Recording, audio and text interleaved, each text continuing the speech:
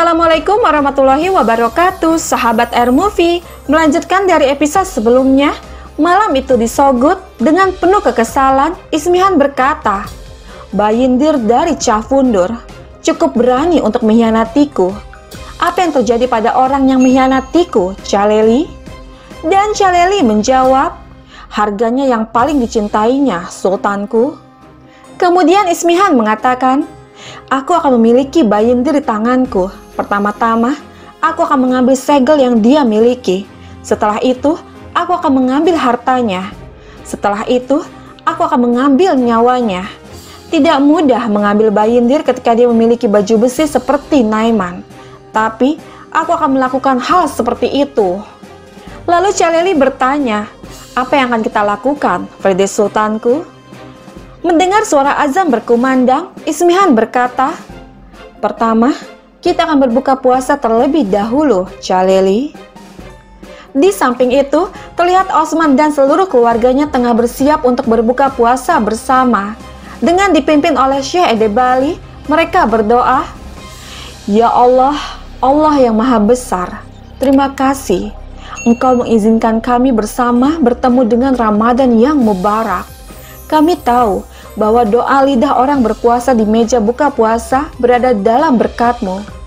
Ya Allah, Ya Rahman, Ya Rahim, semoga Engkau mengumpulkan semua muslim di bawah sanjak Islam. Izinkan kami menjadi tempat berlindung bagi orang miskin dan orang yang ditakuti oleh penindas.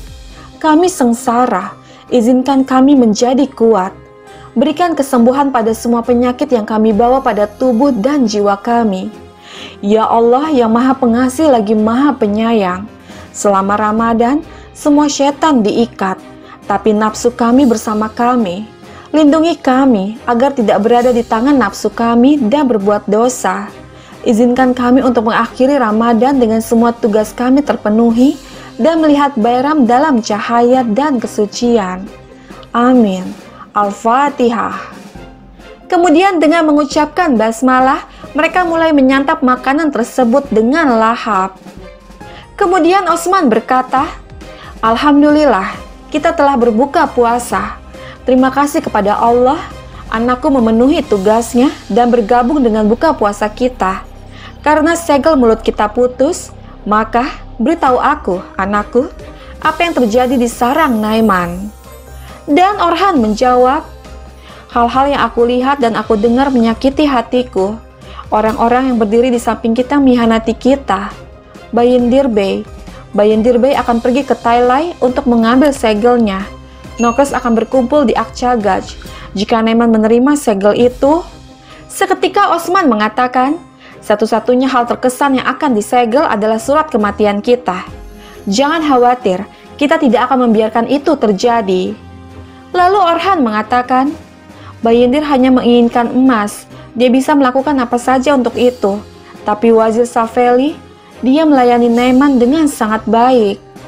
Mendengar ini Osman mengatakan, "Begitukah? Selama orang-orang seperti dia mengisi kantong mereka alih-alih membantu, mereka akan terus mati." Lalu Boran bertanya, "Sekarang apa yang akan kita lakukan, Beim?" Dan Osman menjawab, "Kita tidak akan berhenti sampai kita mengubah kantong mereka menjadi kain kafan mereka. Sekarang, mari kita bicara tentang masalah yang sebenarnya." Sahabat, kita beralih sejenak ke markas para Nokers. Naiman berkata, "Orhan mendengar semuanya. Dia akan memberitahu Osman bahwa kau akan melalui Akcagaj." Mendengar ini Bayindir mengatakan, "Baiklah, aku tidak akan mengambil rute itu." Lalu Naiman berkata, "Kau pintar, pedagang. Kau akan melalui Kurtaizi, dan aku akan mengambil nyawa Osman di Akcagaj." Kemudian Safeli mengatakan, "Komandan Naiman, Orhan tahu tentangku. Bagaimana jika dia memberitahu Osman?" Dan Naiman berkata, "Wazir negara bagian Seljuk takut pada Bey. Ketika kamu mencapai Konya, Osman akan mati." Mendengar ini Safeli bertanya, "Apa tugas yang akan kau berikan kepadaku di Konya?" Dan Naiman mengatakan, "Kau akan memotong kepala muda Sultan Aladin dan menggantungnya di tempat tertinggi di Konya. Tidak akan ada satupun yang tersisa untuk menghentikan itu. Segel akan tiba dan negara akan didirikan. Sahabat kita kembali lagi ke Yenisehir. Osman berkata, "Katakan padaku, nak, bagaimana kamu keluar dari sana?" Dan Orhan menjawab, "Mereka membawa barang, Beim. Aku menyelinap di antara mereka." Lalu Osman bertanya, "Baiklah, tidakkah ada nokres yang mengawasimu?" Dan Orhan menjawab, "Tidak ada, Beim." Lalu Osman mengatakan, "Nak, kamu tidak melarikan diri dari sana kalau begitu, tapi mereka membiarkanmu keluar. Jadi, apa yang kamu dengar itu mencurigakan." Mendengar ini, Malhun bertanya, "Apakah menurutmu apa yang didengar Orhan adalah tipuan?" Dan Osman menjawab, "Tidak, kita tahu para pengkhianat. Kita mengenal mereka, tetapi lokasi Akcagas adalah jebakan. Mereka ingin menarik kita ke sana, tapi kita akan memukul mereka dari titik yang tidak mereka duga. Kita akan memasang jebakan seperti itu untuk mereka." Lalu Orhan bertanya, "Menurutmu aku gagal dalam tugas, Beim?" Dan Osman menjawab, "Tidak, kamu mencapai tugasmu dengan baik. Jika Naiman tidak memanggilmu, langkah kita akan terlihat jelas. Jika kamu tidak pergi, 500 penunggang kuda akan menunggumu di depan markas. Nak, kamu pergi ke sana dan melihat, tapi sekarang waktunya untuk mengalahkannya." Lalu Bala bertanya, "Bagaimana kita akan mengalahkannya, Beim?" Dan Osman menjawab, "Jika kita bertarung di medan perang, kita akan kehilangan banyak. Untuk alasan ini, kita akan melakukan langkah lain." Lalu Malhun bertanya, "Apakah itu rahasia, Beim?" Dan Osman menjawab, "Rahasia akan diungkapkan pada waktunya." "Baiklah, nak, bagaimana dengan tanganmu?" Kemudian Orhan mencoba untuk menggenggam sebilah belati, lalu berkata, "Ini baik, ayah, obatnya manjur, alhamdulillah." Mendengar ini membuat Malhun dan yang lainnya bersyukur kepada Allah. Kemudian Osman berkata, "Sekarang, mari kita kembali ke poin utama. Sekarang, saatnya pernikahan Aktemur dan Alcicek. Buat persiapan kalian." Mendengar ini membuat mereka semua tersenyum. Sementara itu, di Sogut, Ismihan berkata kepada Caleli, "Kau akan memasuki semua toko Bayindir dan juga toko rahasianya. Aku akan memberantas masalah." Tidak lama salah satu tentara datang memasuki ruangan, memberikan sebuah surat yang dikirim oleh Osman. Setelah membaca pesan itu, Ismihan berkata, "Osman mengundangku ke Yenisehir saat fajar. Katanya penting." Tipuan apa yang kamu mainkan kali ini, Osman?" Sahabat kita kembali lagi ke Yenisehir. Upacara pernikahan mulai dilaksanakan dengan dipimpin oleh Syekh Edebali dan disaksikan oleh Osman dan seluruh keluarganya. Aktemur resmi menikahi Alcicek. Kemudian mereka berdoa, "Ya Allah, kami telah menyaksikan nazar kedua orang ini. Semoga Engkau juga menjadi saksi. Semoga Engkau memberkati pernikahan mereka. Berikan pasangan ini kasih sayang, cinta dan ketekunan dalam pernikahan mereka. Jangan sampai kekerasan, kebencian, dan perpisahan terjadi di antara mereka. Al-Fatihah."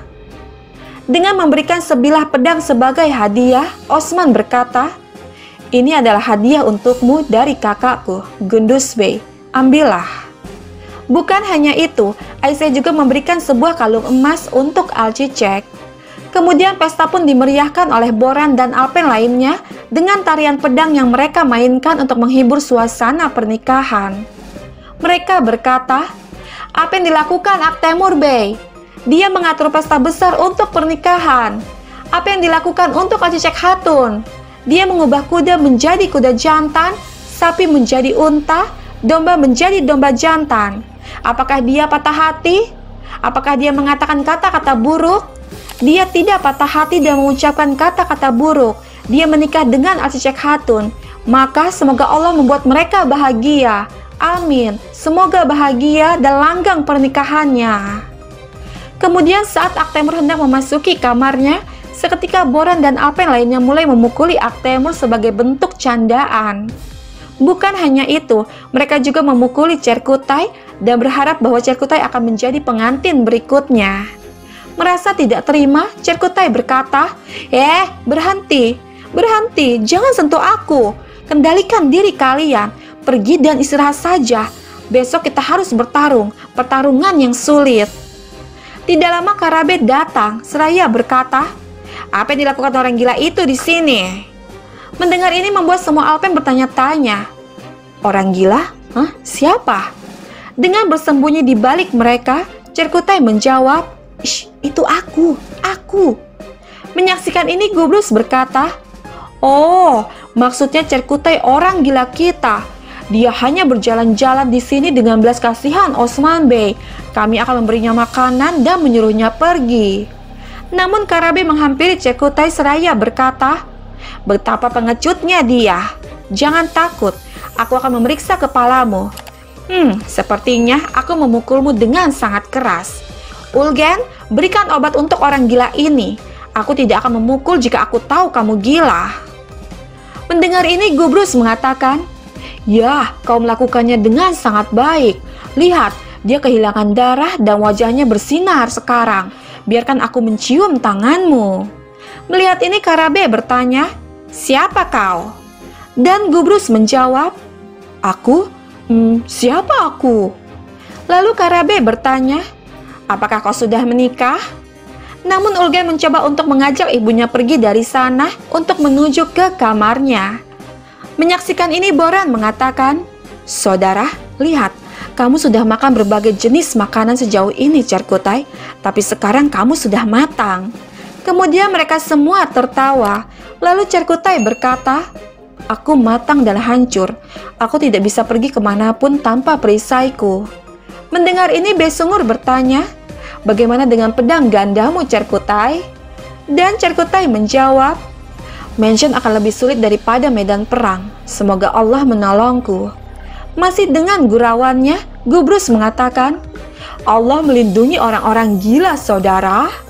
Mendengar ini membuat Cerkutai kesal, kemudian pergi mengejar Gubrus.